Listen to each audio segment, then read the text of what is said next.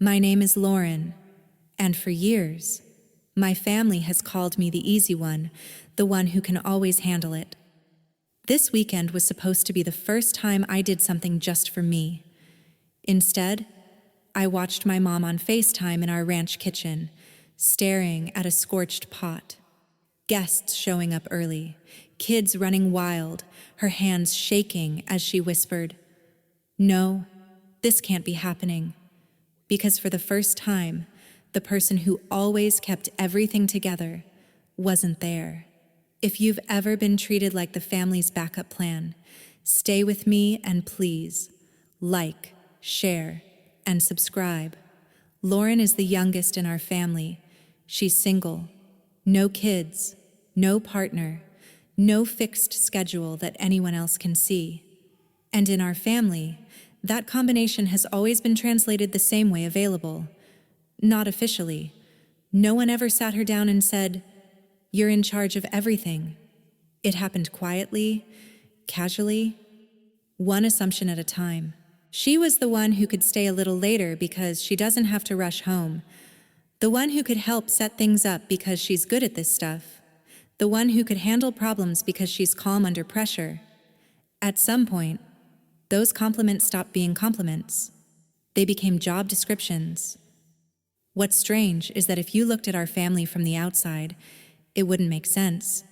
There were plenty of adults around, grown people, capable people, people with opinions and voices and plans of their own. But when it came to the things that make everything run the planet, the fixing, the smoothing over those things always drifted toward Lauren. Not because she was the most powerful, but because she was the least likely to say no.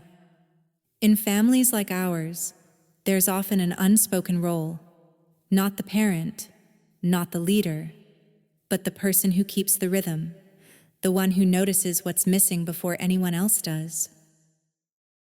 The one who steps in before things fall apart.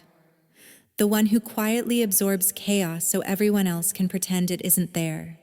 And once a family gets used to that rhythm, something dangerous happens. Other people stop learning how to carry weight. They don't become incapable overnight.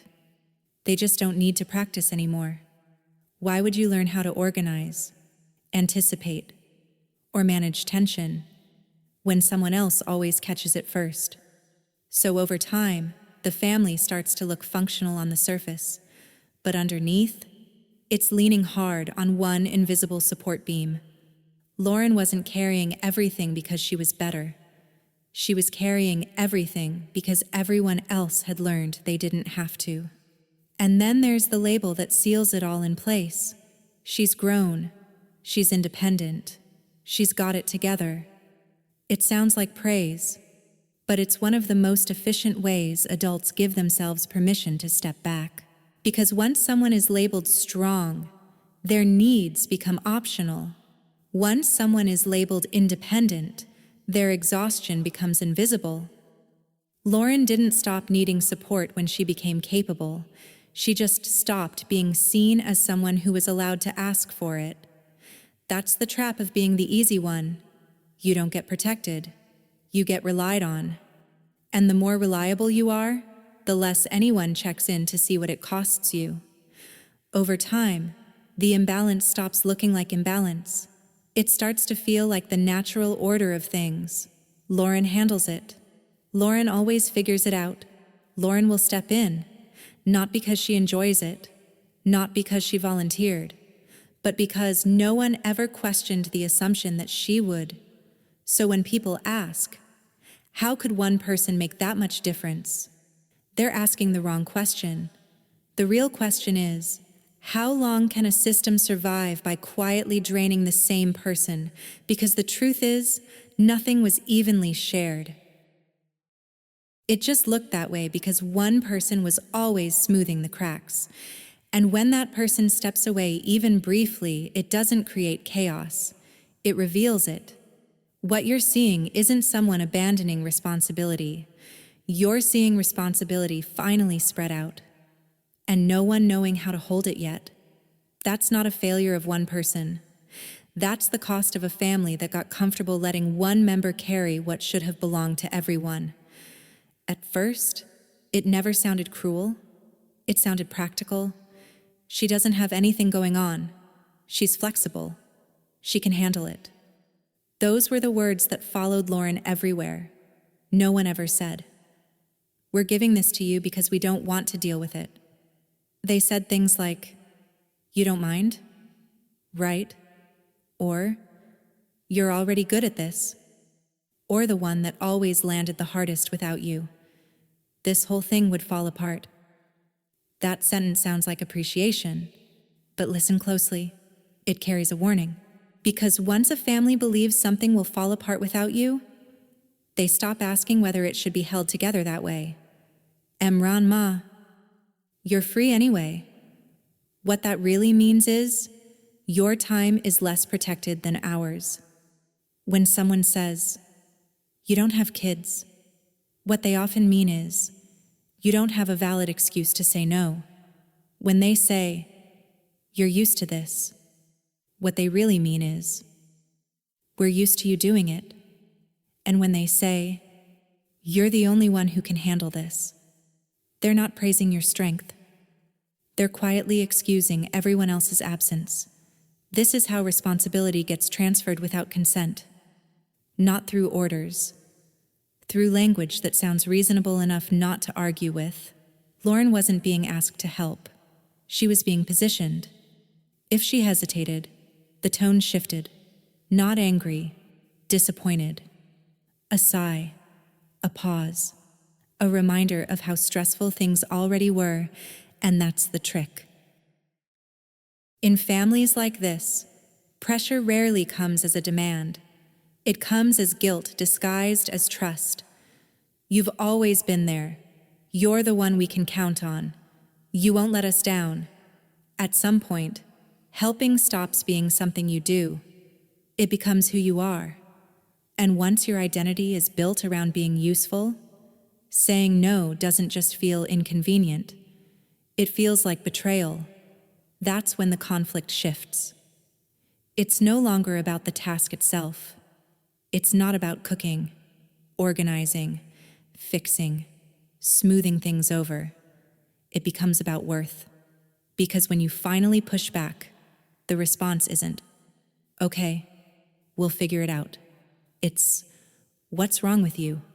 Why are you making this difficult? Why are you being selfish?" Notice how fast the language turns. The same family that praised you for being reliable now frames you as the problem for having limits. And that's when you realize something painful. Your value was never about who you were. It was about what you provided. As long as Lauren was carrying the load quietly, she was amazing, strong, such a blessing. The moment she stopped, she became unreasonable. That's not a coincidence. That's a system defending itself. Because if Lauren isn't responsible anymore, someone else has to be. And nobody wants to be the first to step into that space. So instead of redistributing responsibility, the family tries to pull her back in with words. Words that soften the demand. Words that make refusal sound cruel. But language isn't neutral. It shapes reality. And when a family repeatedly uses language that frames one person as endlessly available, they stop seeing that person as human. They see them as a function, a solution, a safety net. Lauren wasn't exhausted because she did too much once. She was exhausted because every small favor stacked on top of the last one, until her life was built around holding everyone else's together. And the most painful part, no one thought they were doing anything wrong. That's the danger of this kind of manipulation. It doesn't look like abuse. It looks like normal family dynamics. But the moment you question it, you feel it tighten around you. Because when you're free becomes a reason to give you more, and we need you becomes a way to silence your boundaries. The problem isn't the workload anymore. The problem is that your existence has been reduced to a role, and roles are easy to replace. But people aren't. That's where this stops being about chores, or schedules, or favors. It becomes about dignity, about whether you're allowed to have a life that isn't defined by how useful you are to everyone else. And once that question is on the table, there's no going back to pretending this was ever just about helping out. Lauren didn't make a speech. She didn't announce anything. She didn't threaten to leave or demand to be heard. She packed quietly. The night before she left, the house was already buzzing with plans, people talking over each other, assumptions being made out loud. We'll do it like last time. She'll handle that part. We'll figure it out. Lauren listened the way she always had. Calm, observant, taking mental notes no one else realized she was keeping. Then she did something small, almost invisible. She took a sheet of paper and taped it to the fridge. At the top, she wrote one simple title. Nothing dramatic, just practical. Weekend responsibilities. Below it, she drew neat lines, rows, columns, space for names, space for tasks. And then she left it completely blank. No names, no assignments, no instructions, just empty space. To anyone passing by, it looked unfinished, like something she meant to come back to later. But that was the point. Because for the first time, the system was being shown exactly as it was. Not organized, not shared, not planned, just assumed. When Lauren walked out the next morning, no one noticed the paper anymore. There was too much movement, too much noise, too much confidence that things would unfold the way they always did. It wasn't until the first small problem appeared that someone looked around for her. Who's cooking? Who's handling the guests? Who's keeping things on schedule? That's when the paper started to matter. Someone finally read the title. Someone noticed the empty lines. And in that silence, something uncomfortable surfaced. There was no plan. There never had been. What everyone thought was shared responsibility was actually just Lauren filling in every blank without being asked. The paper didn't accuse anyone. It didn't call anyone out. It just reflected the truth. If we had really been doing this together, there would have been names on that page long before she ever touched it.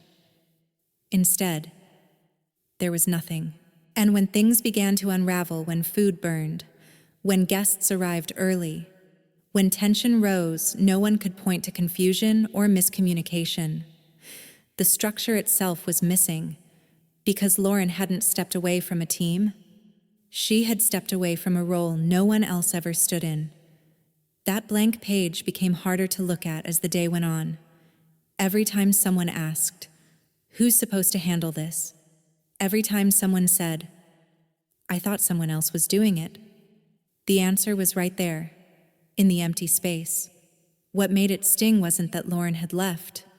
It was that without her, the illusion collapsed. The illusion that things were naturally balanced. The illusion that everyone was doing their part. That piece of paper said what Lauren never had to say out loud. This was never a group effort. This only worked because one person kept absorbing everything. And suddenly, no one could pretend they didn't see it, because now the work wasn't invisible anymore. It was undone. This is the part people don't like to talk about. When someone who's always carrying things steps back, the chaos doesn't mean they were indispensable. It means the system was fragile, and fragile systems don't like being exposed. That blank page forced everyone to confront a truth they'd benefited from avoiding. They had mistaken convenience for collaboration. Lauren didn't leave instructions because she wasn't trying to control the outcome. She wasn't trying to prove a point. She was letting reality speak for itself. And reality doesn't raise its voice.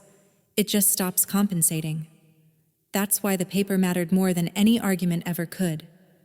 Because you can debate feelings. You can dismiss complaints. But you can't argue with an empty structure when the person who held it together is gone. For years, Lauren had filled in the blanks quietly.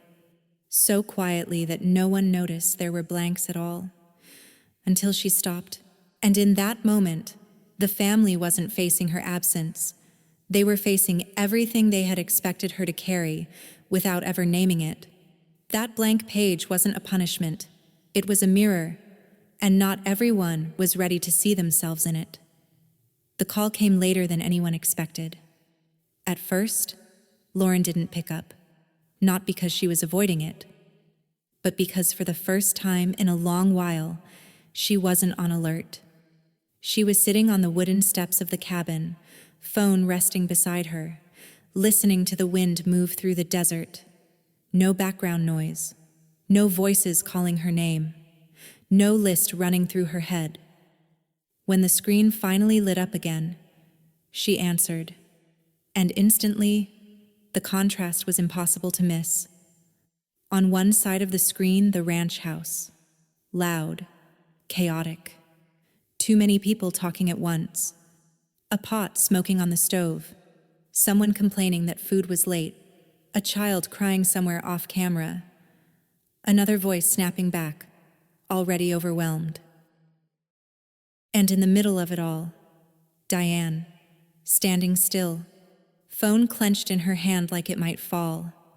Her face pale, eyes darting, trying to process how everything had gone so wrong so fast. On the other side of the screen, Lauren, quiet, still, sunlight on her face, nothing burning, nothing breaking. She didn't say, "I told you so." She didn't explain. She didn't rush to help. She just watched. That's what made the moment so heavy, because no one was yelling at her. No one was blaming her yet. They were just lost. Questions started spilling out, overlapping each other. What are we supposed to do now? Who is handling this part? Didn't someone already plan that each question landed in the same empty space? Lauren could see it on their faces. The confusion wasn't about her absence. It was about the sudden weight of responsibility. This is the part most people misunderstand. Families don't change when someone explains their pain. They change when the system stops working. For years, Lauren had been absorbing friction before it reached anyone else. Fixing things quietly, adjusting plans, stepping in early so problems never fully formed. So everyone assumed the system was stable, but it wasn't stable. It was being held together. And now, without her, there was nothing to buffer the chaos. This is what behavioral psychologists call a threshold moment. As long as a pattern functions, no matter how unfair it is, people don't question it. They might feel bad. They might say thank you, but they don't change. Change only happens when the cost becomes unavoidable. That call wasn't painful because things were messy. It was painful because, for the first time, the mess was visible to everyone at once. Lauren wasn't calm because she didn't care. She was calm because she wasn't carrying anything anymore. And that's what made everyone else panic. They weren't reacting to a crisis. They were reacting to the loss of a safety net they had stopped noticing. Diane's voice dropped when she spoke. This can't be happening, but it was happening.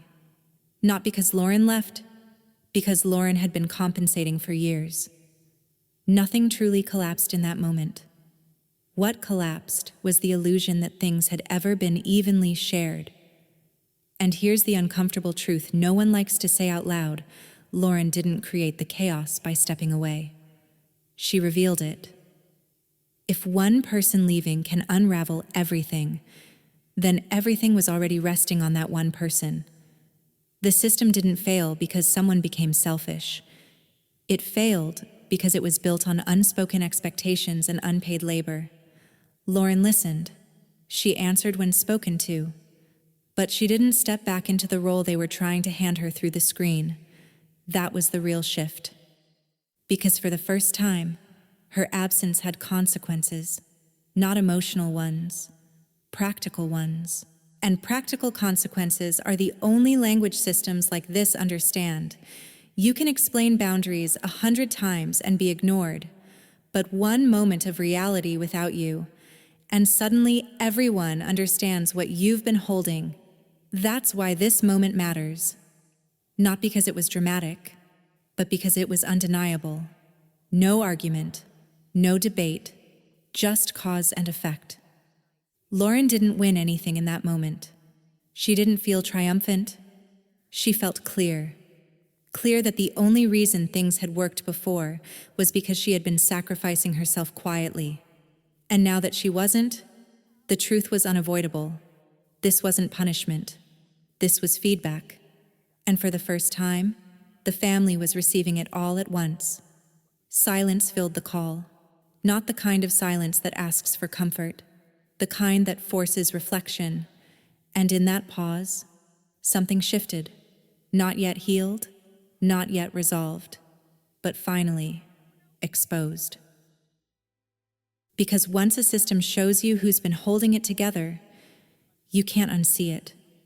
And nothing goes back to normal after that. After everything unraveled, the comments came fast. She should have said something earlier. If she had spoken up, it wouldn't have gotten this bad. By staying quiet, she let it happen. It's an easy judgment to make from the outside, but it misses something important. There are different kinds of silence. There's the silence that comes from agreement. And then there's the silence that comes from learning, over and over again, that your words don't change anything. Lauren didn't stay quiet because she thought what was happening was bad. She stayed quiet because every time she tried to explain herself, the result was the same. Her concerns were minimized. Her hesitation was reframed as inconvenience. Her boundaries were treated like temporary obstacles. In families like this, speaking up doesn't always lead to conversation. It often leads to pressure, a pause, a sigh, a reminder of how much everyone else is already dealing with. So eventually, you stop arguing, not because you agree, but because you're tired of being misunderstood. That's the kind of silence people rarely recognize. It's not passive, it's exhausted. And here's where the accusation of complicity falls apart. Silence becomes complicity only when someone continues to clean up the mess. Only when they stay and absorb the consequences. Lauren's silence didn't end the pattern. Her absence did. She didn't quietly endure and then rush back in when things went wrong. She didn't step away for attention and return to fix everything once the point was made. She stepped out of the role entirely. That's the difference. Silence that enables harm is silence that maintains the system. Silence that ends harm is silence paired with withdrawal. Lauren wasn't saying, "This is fine." She was saying, "I'm done participating in this." And that distinction matters, because in families built on unspoken expectations, words are often powerless. You can explain your feelings 100 times and still be dismissed. You can name your boundaries and watch them get walked over gently, politely, repeatedly. Nothing changes because nothing has to. The system keeps working, and as long as it works, no one is forced to question it. That's why action carries more weight than explanation. It's not dramatic. It's not cruel. It's just real. Lauren didn't punish anyone. She removed the cushion that had been protecting everyone else from responsibility, and suddenly, the same people who couldn't hear her words understood her absence immediately. That's not manipulation. That's clarity. People often confuse silence with weakness because they assume the person stayed quiet out of fear. But sometimes silence is strategic, not in a calculated way, in a self-preserving one. When you realize that explaining yourself only drains you further, the most honest response left is to stop showing up where you're being used. Lauren didn't owe anyone another explanation. She had already given too many. And here's the part that's uncomfortable to admit. If someone benefits from your silence, they will call it betrayal the moment you break it. Not because you were wrong before, but because they're losing something now. That's why the criticism came after the collapse, not before. As long as Lauren was carrying the load quietly, no one questioned her silence. It only became a problem when she stopped compensating. So no, silence isn't always complicity. Complicity is staying in a role that harms you while pretending you chose it. Lauren didn't do that.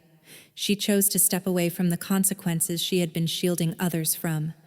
And once she did, the truth surfaced without her having to say a word. That's not avoidance. That's refusing to be the glue holding together something that was never fair to begin with. Silence can be surrender, but it can also be the moment you stop fighting a losing battle and start protecting yourself. And if the only way people finally listen is when you stop fixing what they break, then the silence wasn't the problem. The expectation that you'd always clean up was, it would be easy to turn this story into a simple villain narrative. To point at Diane and say, she's the problem. To label her controlling, manipulative, selfish. But real families are rarely that clean. Diane wasn't cruel. She wasn't trying to hurt Lauren. And she didn't wake up one day deciding to push everything onto her youngest daughter. What Diane did was something far more common and far more uncomfortable to confront. She avoided her limits. For years, Diane built her identity around being the one who held everything together. The family gatherings, the appearances, the unspoken promise that everything would work out. Not because it always did, but because she needed it to look that way. In her generation, failure wasn't something you admitted out loud. Struggle wasn't something you shared. And asking for help often felt like confessing incompetence. So instead of saying, I can't manage all of this, she said, we'll figure it out. Instead of asking, who can help, she assumed someone would. And that someone was almost always Lauren. Not because Diane trusted Lauren more than the others, but because Lauren never said no loudly enough to disrupt the image. When Diane made promises she couldn't keep, it wasn't pure manipulation. It was fear, wearing confidence. Fear of disappointing people. Fear of being judged as disorganized or overwhelmed. Fear of being seen as a mother who lost control.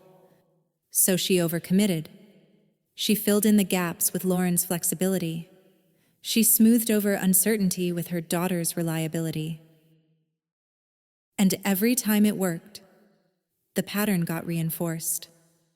From Diane's perspective, things didn't feel unfair. They felt functional. Lauren stepping in wasn't seen as sacrifice. It was seen as teamwork. But teamwork only works when everyone has the option to step back. Lauren didn't. And that's where Diane's avoidance turned into harm. Because avoiding your limits doesn't make them disappear. It just pushes the cost onto someone else. Diane didn't ask herself, is this too much for Lauren? Because asking that question would mean facing a harder one. If Lauren stops, what happens to everything I've been holding together? And that's terrifying. For a parent who built their sense of worth on keeping the family intact. Admitting you can't do it alone feels like failure. So Diane chose the safer route. She kept promising. She kept assuming. She kept leaning on the one person who hadn't collapsed yet. Not out of malice, but out of avoidance. And avoidance is sneaky. It doesn't look like cruelty. It looks like optimism. It sounds like, it'll be fine. It hides behind phrases like, we'll manage. Until suddenly, it's not fine. When Lauren left, Diane wasn't just dealing with chaos. She was dealing with exposure. For the first time, there was no buffer, no quiet fixer, no daughter absorbing the fallout before it reached her. And that's when reality hit. Not because Lauren wanted to teach a lesson, but because Diane could no longer avoid her limits. This is the part many people struggle with. Holding Diane accountable doesn't require painting her as a monster. Understanding her fear doesn't excuse her behavior. Both can exist at the same time. She loved her daughter, and she still relied on her unfairly. She wanted the family to succeed, and she still avoided responsibility for how that success was maintained. That contradiction is human. But here's the uncomfortable truth for parents watching this. Good intentions don't cancel out harmful patterns. Avoiding hard conversations doesn't protect your family. It quietly sets them up to break. Diane didn't lose control because Lauren left. She lost control because she had been avoiding it for years. Lauren's absence didn't create the problem. It revealed it. And maybe that's the most compassionate way to look at Diane, not as someone who failed deliberately, but as someone who waited too long to face reality. Because responsibility delayed doesn't disappear. It just lands harder when there's no one left to catch it. And in that moment when the system finally collapsed, Diane wasn't being punished.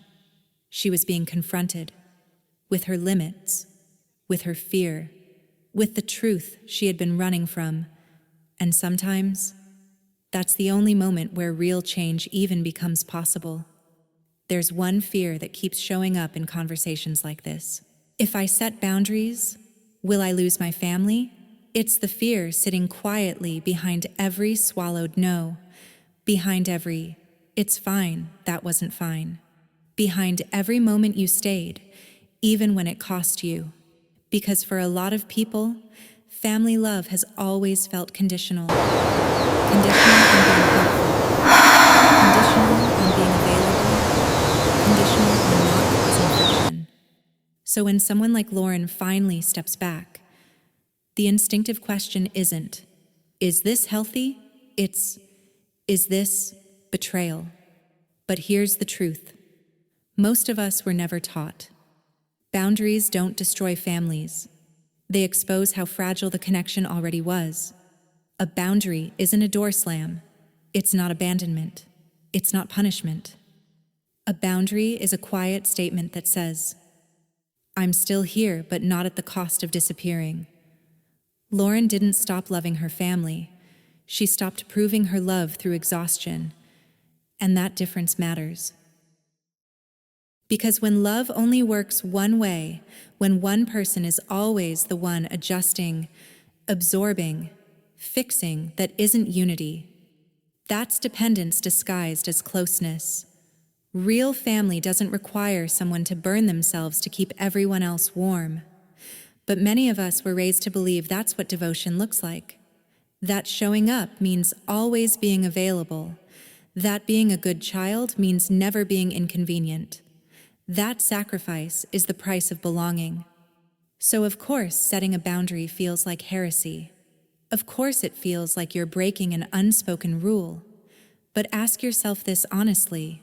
If a relationship only survives when you ignore your own limits, is that love or is that leverage?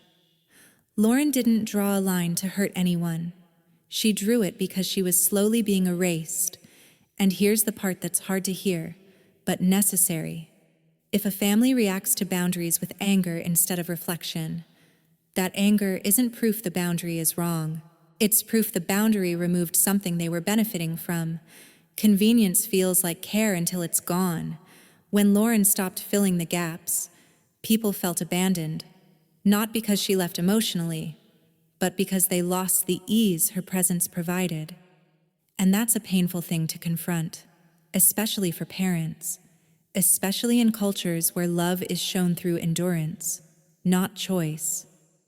But devotion that isn't chosen isn't devotion, it's obligation. And obligation, over time, breeds resentment, not closeness.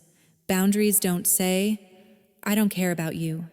They say, I care enough to stay without destroying myself. They create the possibility of a healthier relationship, one where presence is voluntary, not coerced. That's why boundaries don't weaken families. They test them. They reveal whether the connection is built on mutual respect or quiet sacrifice.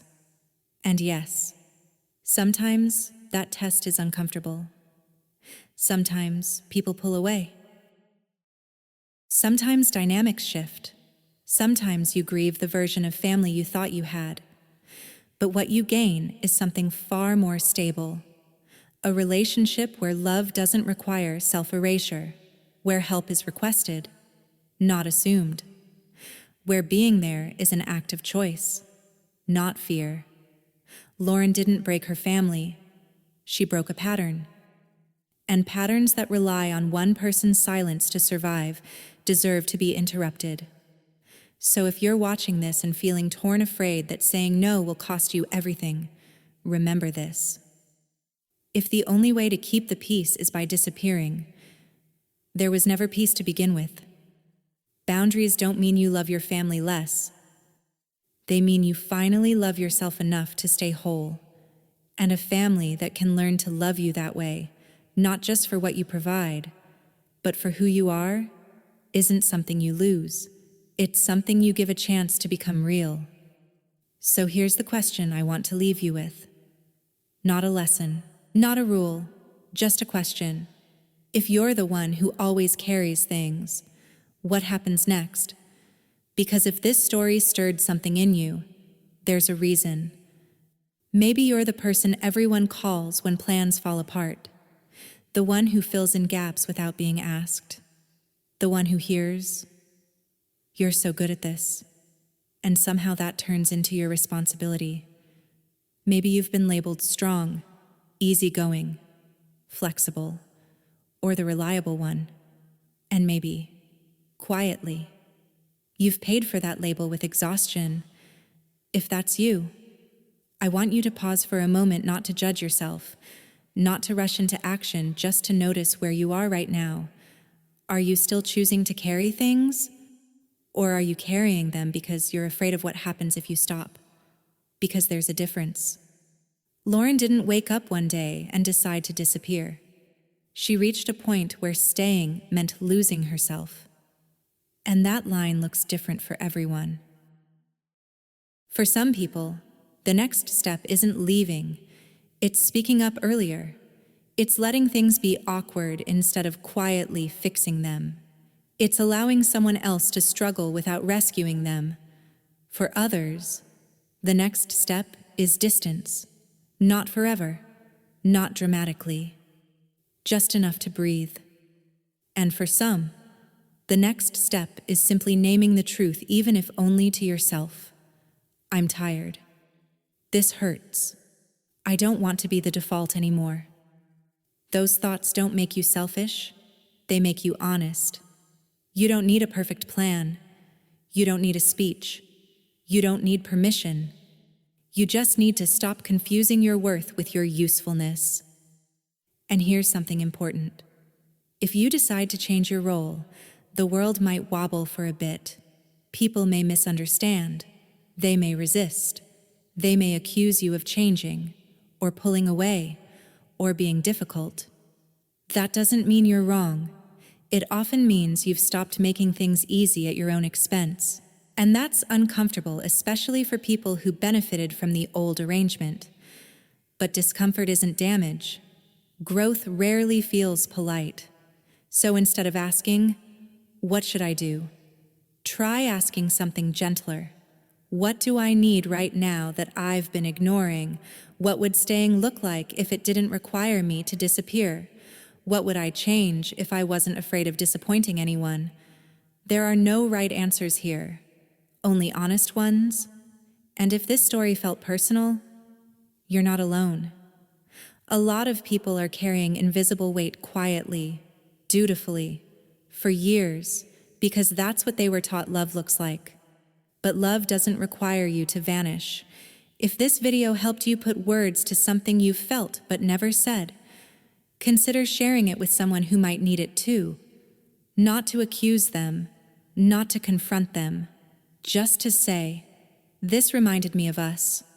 And if you feel up to it, I'd really love to hear from you. In the comments, tell me not what you think you should do, but what you're afraid would happen if you stopped carrying everything. Sometimes, naming the fear is the first step toward loosening its grip. If you've been the one who always holds things together, I hope this story reminds you of something important. You're allowed to rest. You're allowed to change. And you're allowed to stay in your family without losing yourself. Thank you for being here.